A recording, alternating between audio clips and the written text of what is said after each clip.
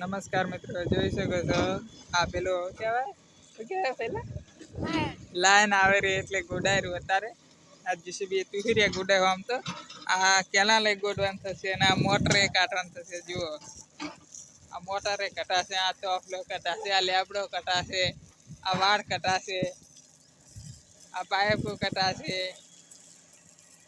આ પેલ બાદ તુહિરિયા બુહિરિયા બધું કટાયરું અત્યારે. જીસીબી હજી તો કેટલું આવશે? હું આવવાનું નહીં ચાહતા હું આવવાનું